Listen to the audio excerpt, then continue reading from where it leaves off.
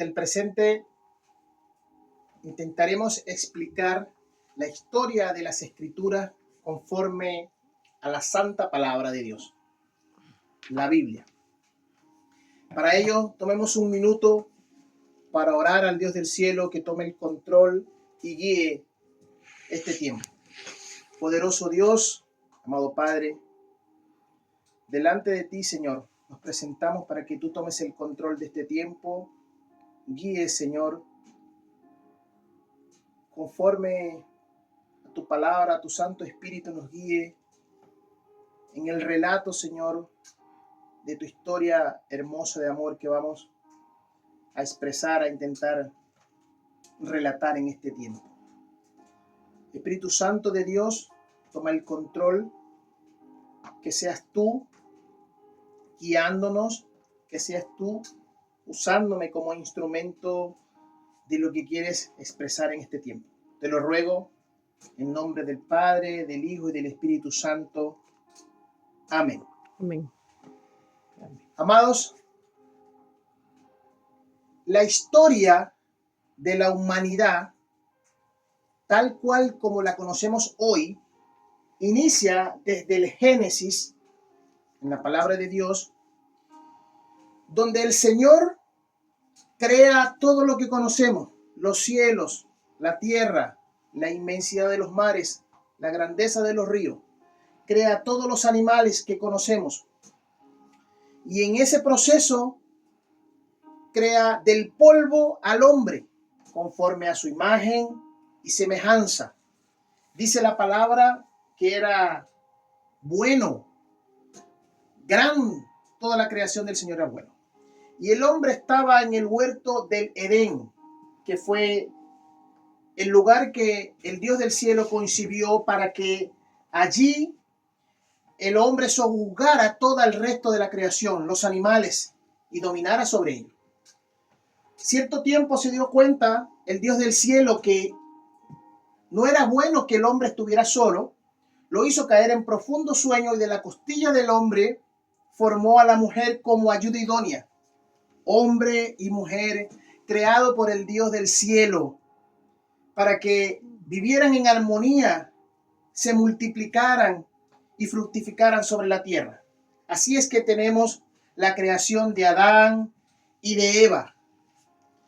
Y el Dios del cielo le dijo que del huerto podían comer de todo árbol de fruta, pero que del árbol del conocimiento del bien y del mal no podían comer, porque no les era lícito, les era prohibido. Contra esta situación, la mujer, tentada por Satanás, quien se le apareció en forma de serpiente, fue tentada y comió, llevada a que comiera del árbol que era prohibido comer. Y con esto le dio a su marido, a su esposo Adán, y los dos transgredieron la instrucción que había dado el Dios Todopoderoso, creador de toda la humanidad. Esto generó que desecharan del huerto de Edén Adán y su mujer, e iniciaran un proceso por su desobediencia que los conduciría a la muerte. Y fueron sacados del huerto del Edén para que no pudieran comer del árbol de la vida eterna. Ese era el objetivo en este momento. Nace allí, y de la unión de esta Adán y Eva nace Caín, nace Abel. Y lamentablemente en algún punto de la historia presentan holocausto, ofrenda al Dios del cielo estos hermanos, pero la envidia de Caín contra su hermano Abel, quien Dios había recibido con gratitud su ofrenda, no la de Caín, hizo que atentara contra la vida de su hermano, y se genera el primer asesinato producto de la caída del hombre que se generó desde Edén, desde el huerto de Edén, por la desobediencia de Adán y de su esposa. Y desde allí podemos ver de forma secuencial cómo la humanidad corrompida cada vez se hace en mayor medida mala y llena de inmoralidades, llena de imperfecciones. Y decide el Dios del cielo, viendo tanta maldad y sintiéndose triste por su creación hasta ese punto, toma y ve el Señor a un hombre que era justo en gran manera y lo llama y lo designa Noé y le da las instrucciones que construya un arca y que a través de esta arca, él, su descendencia, sus hijos, la esposa de sus hijos, su esposa y animales en pareja serían salvados porque el Dios del cielo destruiría lo que hasta ese momento había creado con un diluvio. Y así fue, amados hermanos. El Señor erradicó la maldad de la tierra hasta ese punto, trayendo un diluvio que acabara con toda la humanidad. Y para eso usó a Noé. Terminado el tiempo del diluvio, Noé sale de la barca y se inicia un nuevo proceso para la humanidad. Pero lamentablemente, a pesar de que no era un hombre justo, la simiente caída del hombre hizo que Noé, de un viñedo que había plantado, se embriagara y fuera visto por su hijo, y lo cual le trajo deshonra y hubo maldición, y la humanidad una vez más siguió de forma continua apartados de la santidad de Dios. Transcurrido el tiempo, Dios llama a Abraham, un hombre avanzado en edad, al cual le dice que de él hará una gran nación. Su esposa Sarai era avanzada en edad, no podía dar hijo, pero el Dios del cielo hace de lo que nosotros creemos improbable, probable. Le dice a Abraham: deja a tu pariente, de tu tierra, de tu parentela, vete a la tierra que yo te mostraré, porque de ti haré una gran nación. Con el tiempo, el Dios del cielo hace que transcurrió un tiempo y lamentablemente, al vista de que Sarai no podía dar hijo, le da a su sierva Agar a Abraham y nace de esa unión Ismael, porque de una u otra forma querían ayudar al Señor, siempre nosotros no esperando el tiempo. Sin embargo, a pesar de ello, Dios dice: no es este del cual se cumplirá lo que he prometido a ti, sino será de tu hijo Isaac. Y pasado el tiempo, la esposa de Abraham da a luz un niño, ya avanzada, ambos en edad, nace Isaac, que sí es el joven de la promesa. Isaac se casa con Rebeca, y de la unión de Isaac y de Rebeca nacen mellizos, Esaú y Jacob. Amados hermanos, y la palabra relata que Esaú era mayor de ellos. Sin embargo, la promesa se cumple con Jacob. Llegado el momento indicado, la madre de Jacob hace las gestiones para que su padre lo bendiga a él y no a Esaú.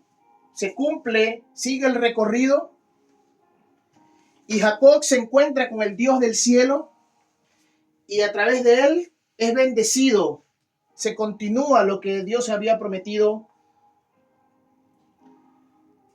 a su padre, a Abraham y a Isaac. Se sigue a través de él. Cuenta la historia que de Jacob y de las esposas que tuvo nacieron 12 hijos. De estos hijos, más adelante veremos que se constituyen lo que se conoce como las 12 tribus de Israel. Pero antes de llegar allí, vemos que uno de los preferidos de Jacob era su hijo. Alabado sea el nombre del Señor. Era su hijo, los hermanos, se me fue el nombre del varón. Su hijo José, que fue vendido, sí, José, por un momento se fue José, fue vendido por sus hermanos como esclavo. Es llevado José hasta Egipto, y llega José vendido, se da por muerto, los hermanos lo presentan como muerto, porque José, el Señor se le revelaba en sueños y había dicho que sus hermanos se inclinarían de una u otra forma a él. Los hermanos no entendieron eso, esta molestia más las consideraciones que tenía su padre con él, hizo que, digamos, esta sensación de malestar de sus hermanos lo vendieran como esclavo, y es trasladado José hasta Egipto, y allí el Señor que está con él, dice la palabra, lo lleva y lo pone en la casa de Potifar para que sea sirviente, pero era tanto lo que Dios usaba a este hombre que ya estaba administrando en la casa, era una especie de mayordomo.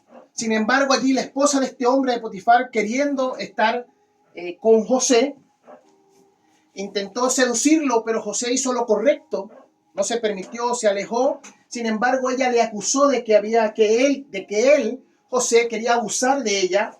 Esto enojó a Potifar y lo enviaron a la cárcel. José estuvo preso en la cárcel. Sin embargo, allí, en ese tiempo que estuvo en su proceso que estaba viviendo, siguió ordenando.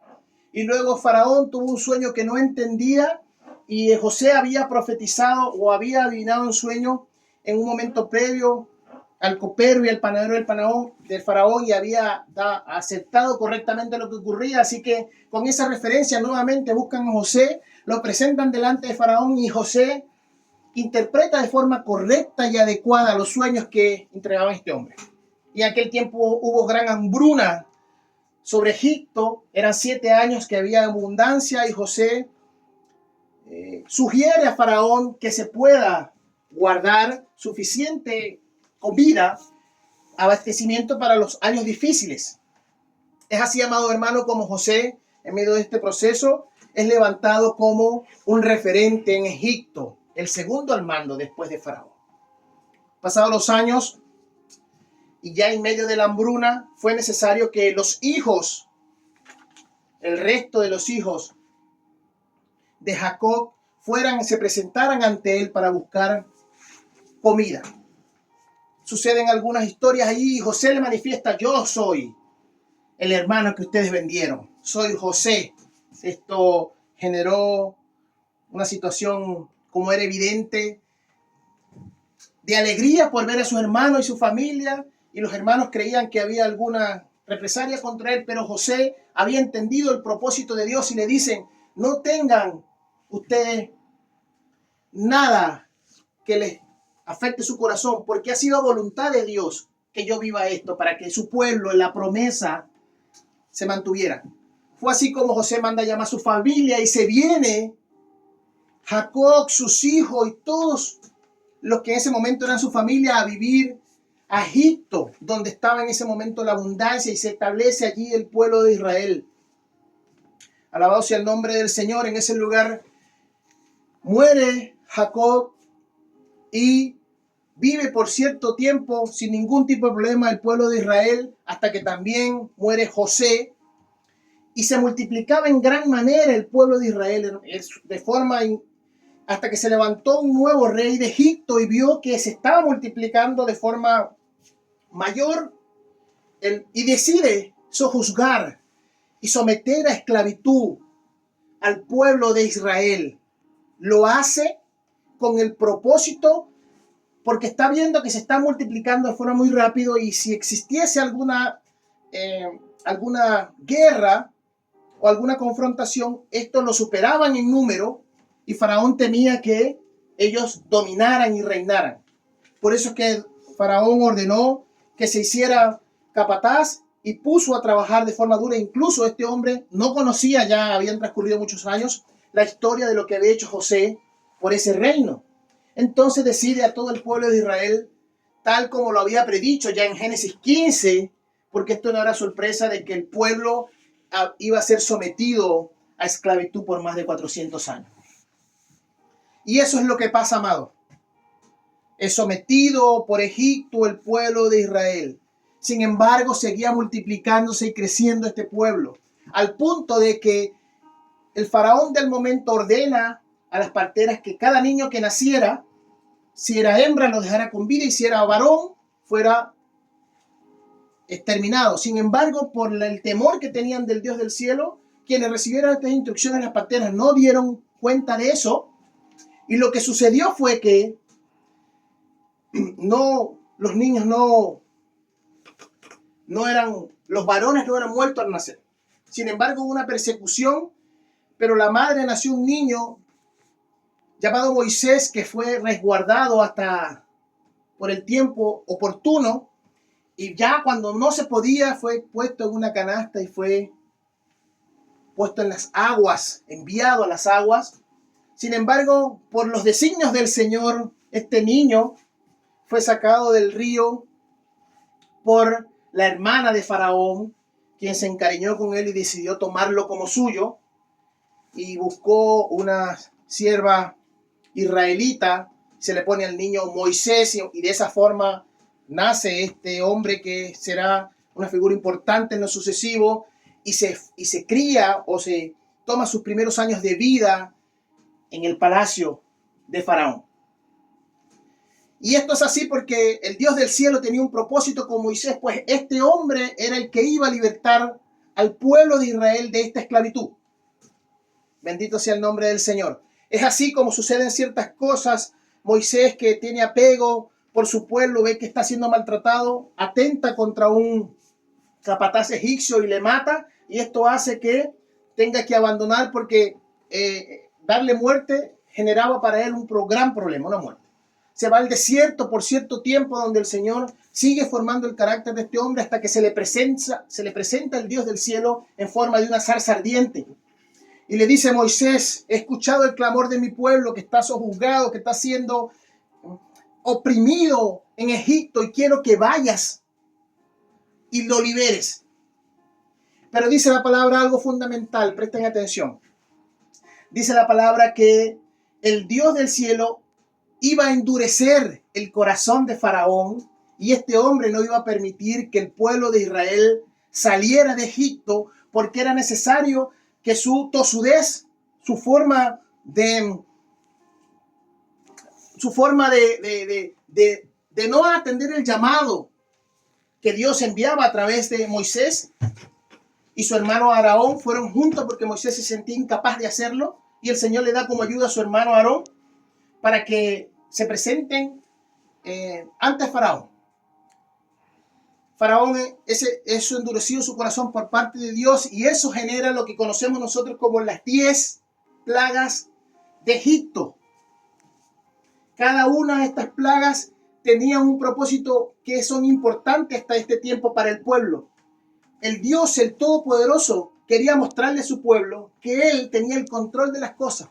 Y cada una de estas plagas representaba un Dios que se había levantado dentro de Egipto. Y el Señor quería derribar eso y mostrarle a su pueblo que Él era superior, que Él era el verdadero Dios y que todo el control de las cosas estaban hechas por Él. Amén. Era un mensaje fundamental para su pueblo. Hasta que llegan a la 10ª plaga, amado, que es la muerte de los primogénitos, y esto derribó porque hasta los primogénitos de los animales de todo el pueblo, menos del pueblo de Israel, porque se le había dado instrucción que pudieran previa para que pintaran sus casas con sangre de un animal, y el Espíritu de Dios no les afectaría a ellos. Sin embargo, de Egipto sí, esto causó gran dolor a Faraón, y aún así, en ese momento sí, doblegó su tosudez y permitió que el pueblo de Israel saliera. Dice la palabra que llevaron todo lo que tenía, incluso joyas que les dieron, oro. Sale al desierto rumbo a la tierra prometida. Todos los que salieron de allí en el desierto llegaron hasta el monte Sinaí. Dice la palabra que en ese lugar Moisés se encontró con el Señor, que era como el libertador. Y allí una vez más el Dios del cielo reafirmó el pacto que ya había hecho Abraham en algún momento. Le dice y le entrega los 10 mandamientos, lo que conocemos nosotros comúnmente como los mandamientos, que eran un conjunto de reglas para que este pueblo pudiera vivir en armonía, pudiera seguir alabando al Dios del cielo, para que no voltearan o no deshonraran a Dios fijándose de otros dioses paganos en menor medida, y que pudiera haber entre ellos armonía, moralidad y conducta. Sucede eso. Sin embargo, que Dios nos ha terminado de entregar, amado, estos mandamientos, ya el pueblo, porque había Moisés tardado mucho en el monte, en este encuentro con el Señor, donde se le había entregado estas leyes, estos mandamientos, el pueblo había decidido levantar un becerro de oro y tomó toda la joyería, todo el oro y fundió, hicieron un becerro de oro para que fuera su objeto de adoración, lo cual enfureció mucho a Moisés cuando descendía de recibir las tablas y molesto las despedazó. Afortunadamente esa rebelión fue castigada y todos los que participaron en ella por esa ofensa al Dios del cielo, quien ya le había mostrado su poder, fueron todos eliminados. Y estando allí, el Señor, después de esto, el Señor restaura de una u otra forma y da otra oportunidad a este pueblo. Y continuando la historia, le dice a Moisés que envíe a unos espías a la tierra que se le iba a entregar. Y Moisés toma de cada tribu un representante, de estas 12 tribus un representante, y lo envía a Canaán. Y a la vuelta de esto, la mayoría dijeron no, que eso era imposible, que esos hombres se los iban a comer, que todos iban a morir y que era imposible tomar esa tierra. Amado, a pesar de que habían visto todo lo poderoso que era este Dios, en este punto dudaban. Esa duda generó dolor en el corazón del Dios del cielo e hizo que toda esa generación y todos aquellos que no habían creído perecieran en el desierto. Y este trayecto, que tenía que ser relativamente corto, en días y tiempo, se extendió a lo largo de 40 años. Porque era necesario que esta generación que había salido de forma maravillosa de Egipto, con poder, que el Señor le había puesto, dice la palabra, a cruzar el mar en tierra seca, y había acabado con las tropas de Faraón, porque al final después quisieron perseguirlo. Ellos habían visto todo eso, ahora dudaban de que no podían llegar a ese lugar. En el proceso, el mismo Moisés también, quizás del cansancio o de las circunstancias, desobedeció una instrucción directa cuando Dios le ordenó que de una peña diera de beber al pueblo, y él quizás golpeó, y esta desobediencia hizo que el Señor le dijera, el Todopoderoso, como este ha sido tu comportamiento en rebeldía, verás la tierra prometida, pero no entrarás. De esa manera, amado mío, llegado el momento oportuno, muere Moisés. Fallece Moisés. Y el Dios del cielo continúa su labor en amor, porque así él lo había establecido. Es un Dios de pacto, un Dios de palabra, con Josué, quien había sido ayudante en todo este periodo de Moisés. Y el Señor le dice, ahora tú encárgate del pueblo. Y el Señor le entrega autoridad ante todos cuando abre una vez más el río para que pasen hacia la tierra prometida. Y le dice el Dios del cielo a Josué, esfuérzate y sé valiente, porque es necesario que conquistes esta tierra. Yo estoy contigo en cada cosa que hagas, para que libertes esta tierra de todos los cananitas, los moabitas y todos los pueblos que no eran distintos al pueblo que el Dios había elegido. Y así sucede. Se arma de valor, se arma de entereza. Josué sigue las instrucciones del Dios del cielo, al cual ha sido designado, y llegan a Canaán. Y después de batallas, de luchas y conquistas, y de algunas dificultades también, hay que decirlo, se posiciona a Israel en la tierra prometida, amados míos. Y se distribuye esa tierra conforme había estado establecido, o está establecido en las palabras. A cada tribu se le otorga una porción de tierra. Y de una u otra manera reina en este lugar ya la presencia de una tierra fructífera donde ellos iban a instalar todo lo que serían las generaciones venideras. Llegamos así, hermano, la muerte de Josué, ya el pueblo instalado, ya las tribus, el territorio había sido dividido, y el pueblo bajo sin ninguna figura aparente, sí con la figura del Dios del cielo como su único Dios, pero no con una figura aparente directa como lo fue hasta ese punto Josué, empieza a desviarse y empieza a olvidar la ley de Dios. Empieza a caer en idolatría, empieza a alejarse del Dios del cielo, y empieza un ciclo repetitivo en el cual el pueblo se aparta, se olvida de Dios, peca. Luego el Señor levanta aún escucha el clamor. Un pueblo, después que se apartan de Dios, algún pueblo los sojuzga, los ataca, los oprime, y el Señor levanta siempre alguna persona, lo que se conoce el tiempo de los jueces, para de una u otra forma redimir una vez más a su pueblo en su misericordia y traerlo. Pero esto fue secuencial, una y otra vez. Un juez se levantaba, redimía al pueblo, el pueblo se desviaba, volvía a caer en idolatría, se apartaba y volvía a caer. Y esto fue así, amados hermanos, de forma secuencial, el tiempo de los jueces, hasta que llegamos al tiempo del Reino Unido. El último juez y profeta en este ciclo fue Samuel. La figura de Samuel es importante porque a través de él se cierra el ciclo en el que, entre paréntesis, el pueblo estaba sin ningún rey, porque era la costumbre de los otros pueblos, pero sobre ellos no habían visto que sobre ellos reinaba el Rey de Reyes, el Señor de Señores. Ellos rechazan eso y le dicen a Samuel, ya avanzado en edad, viejo, que querían un rey y que sus hijos no habían seguido el camino correcto y se habían apartado, y por ende ellos querían que, como las otras naciones tienen un rey, a pesar de que Samuel les había señalado que esto tendría sus consecuencias, ellos estaban conscientes de eso y querían un rey.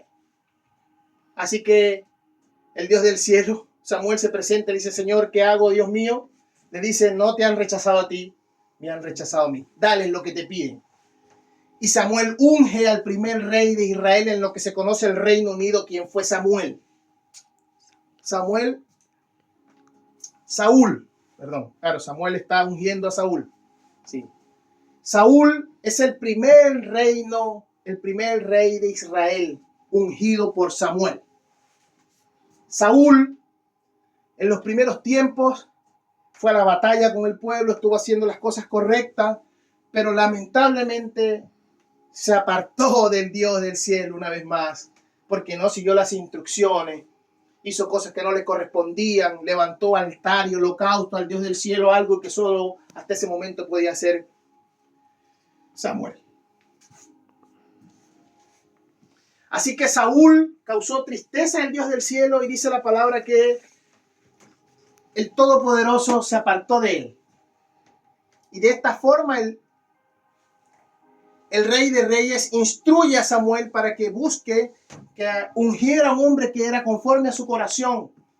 Y allí es donde se unge, aún siendo joven, el rey David. Y quiero que presten atención a esto. Ungir no es igual que coronarse. Cuando fue ungido David, era la señal de que este hombre gobernaría al pueblo de Israel. Sin embargo, era necesario que viviera una serie de procesos para su crecimiento y luego se posicionara, tal como le sucedió a José y que lo vimos anteriormente.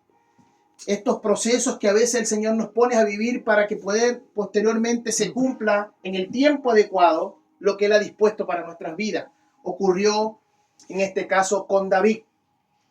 Llega David al poder, que era un rey conforme al corazón de Dios, y lamentablemente cae en pecado con Betsabé. Este pecado se aparta. Sin embargo, el Señor lo reprende, lo restablece, y luego llega a la descendencia de David, llega Salomón, hijo. Salomón construye templo para el Dios del cielo. Construye Salomón templo para el Dios del cielo. Sin embargo, pues, dice la historia que no hizo la forma correcta. El pueblo dividió al pueblo porque estaba imponiendo una carga impositiva muy grande. Y es así como el hijo de Salomón, Jeroboam, que era el heredero a la continuidad del reino, y las malas decisiones de Jeroboam, quien en vez de seguir a los consejeros de su padre Salomón, siguió a los consejeros con jóvenes igual que él, toma malas decisiones para el pueblo, y esto hace que una porción del pueblo se rebele. Un guerrero que había servido a David y a su padre, Jeroboam, se levanta y se divide el reino.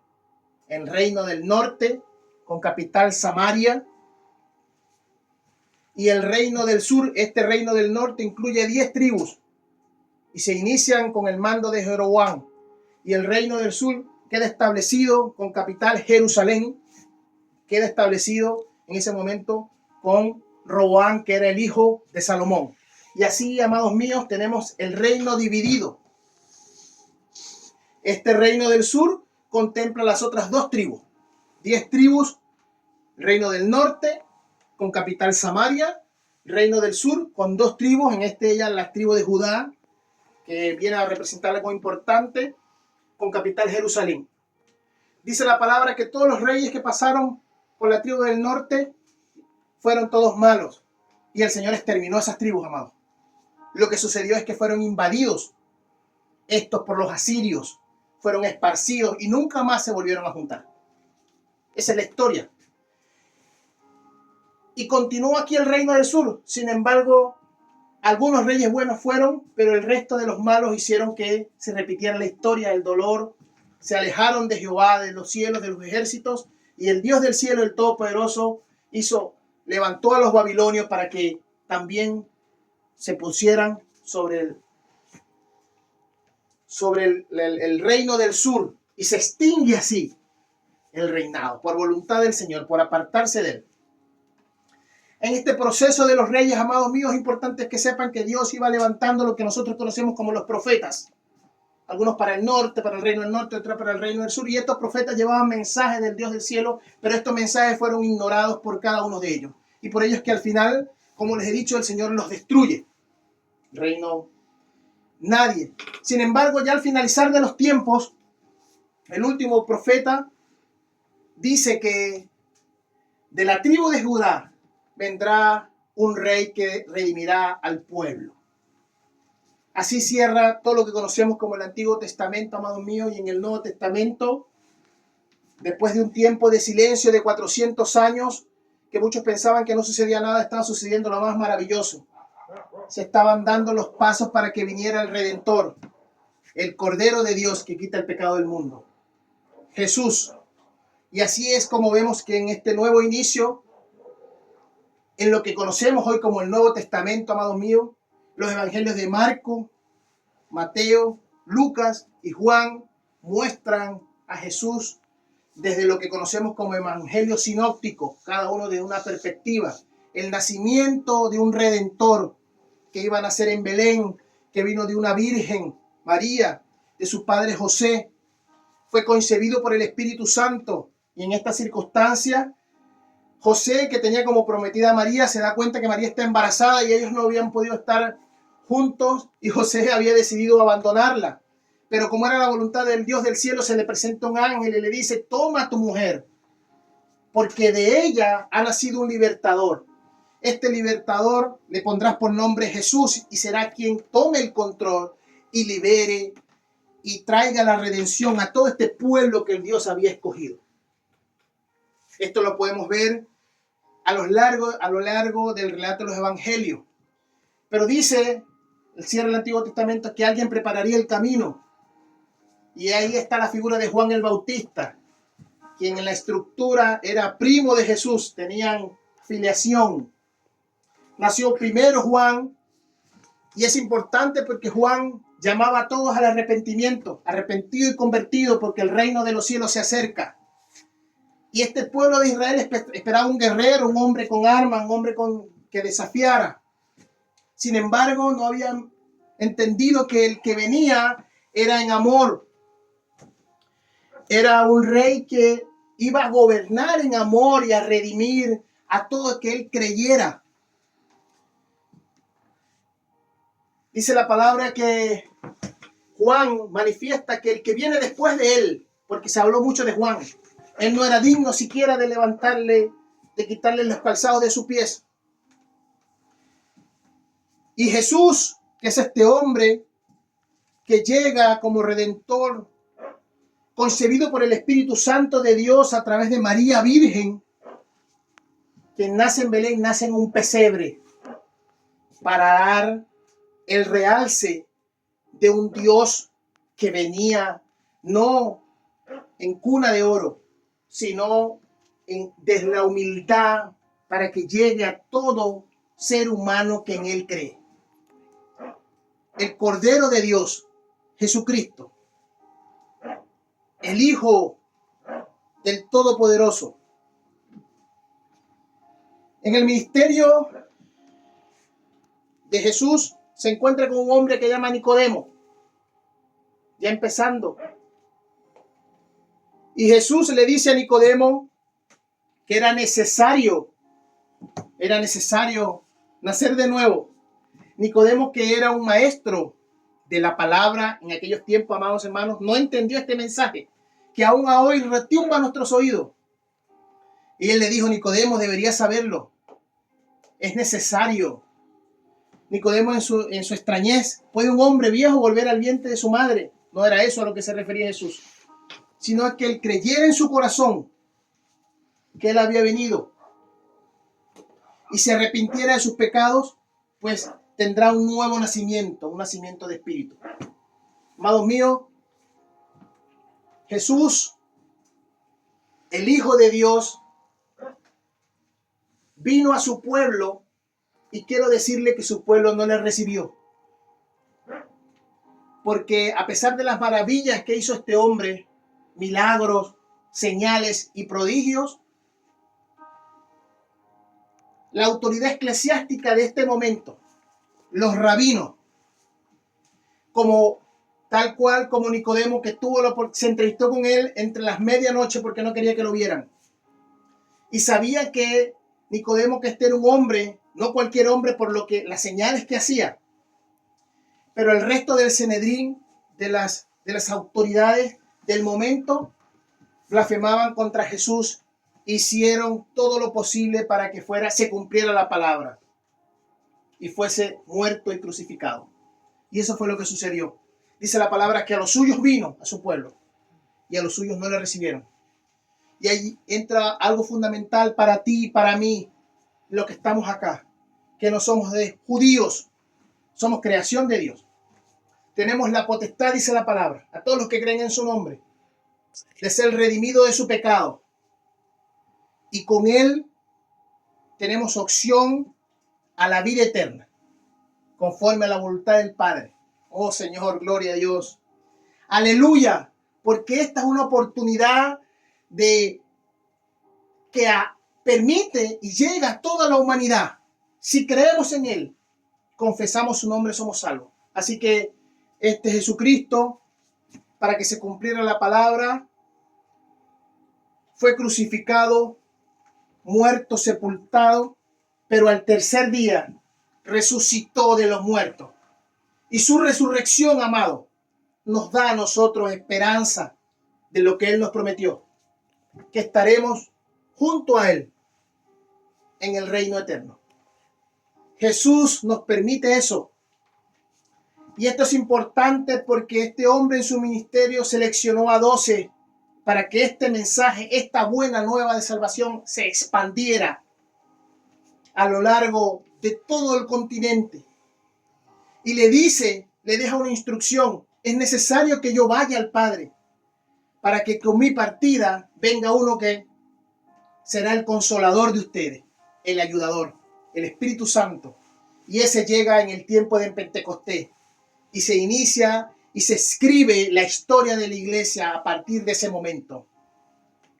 Del ascenso de Jesús, de la llegada del Espíritu Santo en Pentecostés, y desde allí, estamos convencidos, se está escribiendo la historia de la iglesia, de mártires y de hombres que han transmitido este mensaje para que llegue a todos los rincones del mundo, sea proclamado el evangelio de salvación, se conozca de Jesucristo y el ser humano, que es la creación de Dios desde los inicios, desde el Génesis, pueda recibir salvación y vida eterna por medio de la persona de Jesucristo.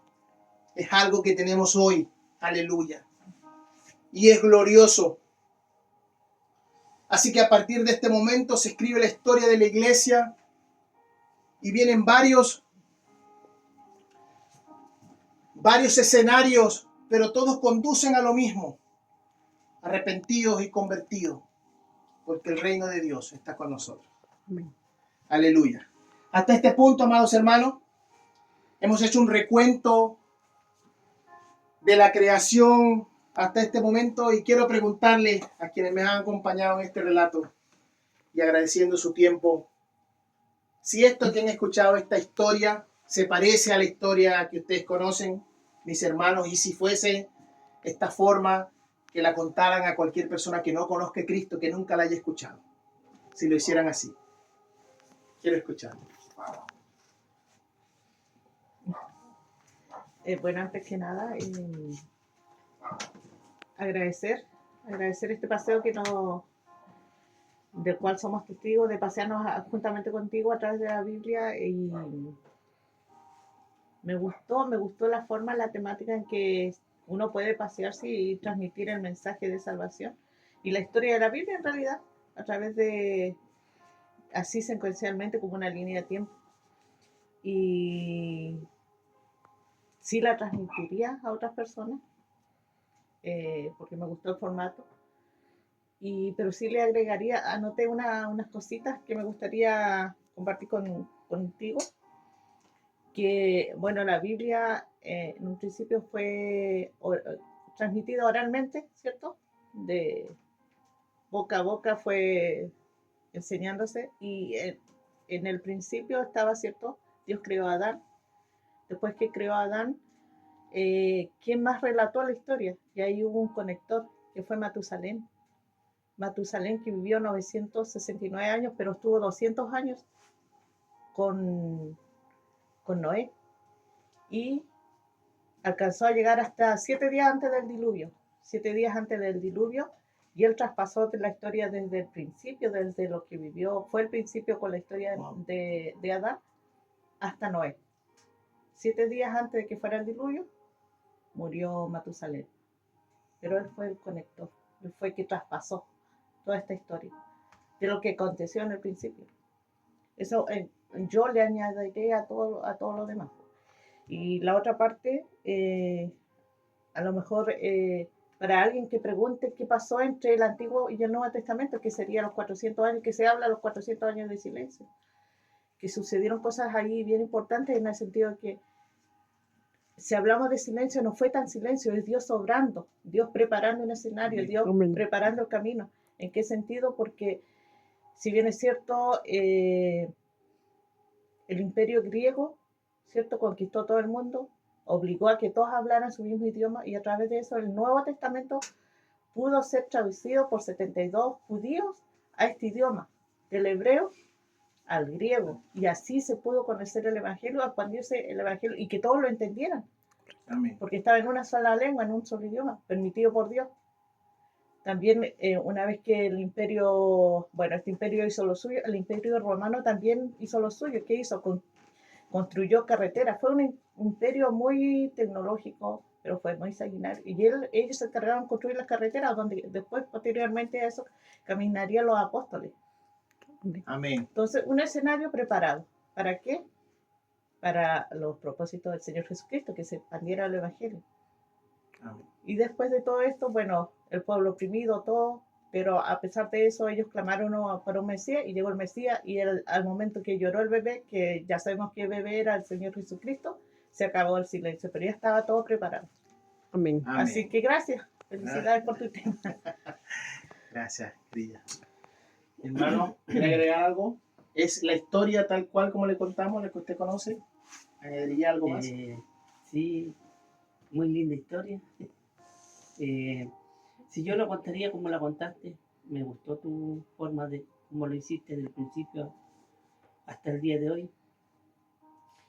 Y me gusta porque lo que entendí de que desde el primer hombre hasta el último que nazca, Dios siempre lo va a querer redimir, es decir, la redención del hombre, Él siempre lo quiere salvar. Entonces, ese es el propósito de Dios. Entonces, pasando por todas las etapas, desde Adán hasta el último hombre que van a ser, es que Dios no quiere que ninguno de su creación se pierda, más sean todos salvos. Amén. Y a través de la escritura, ¿no es cierto?, que es el libro y la carta que tenemos, el barco, como se le llama también, que tiene un timón que Jesús nos está llevando hacia la eternidad con Él. Y me encanta me encantó como lo hiciste y sí, me gusta y me gustaría transmitirle a cualquier persona que no conoce a Cristo y si algún día llegara a preguntar cómo se inició esto, cómo sea, bueno, hay que comenzar siempre de un principio. El principio sabemos que está en Génesis 1:1 y después del versículo 2 en adelante tenemos la historia de todo lo que tú has contado. Eso sería mi aporte. Amén. Bueno, amados míos, esto ha sido Historia de las Escrituras. Hemos relatado para ustedes en forma breve y lo más sintética posible la historia del Génesis hasta el nacimiento de Jesús y a través de él somos salvos. Quien habló para ustedes el participante Noslin Flores desde el sur de Chile para cumplir nuestro trabajo en el Seminario Teológico de Dallas. Enviamos nuestro saludo y respeto a nuestro profesor y evaluador, profesor Alvin, y aquí hemos en este tiempo cumplido y relatado la historia de las Escrituras conforme a la asignación que se nos ha sido impuesta. Bendiciones para todos. Bendiciones. Bendiciones. Saludos.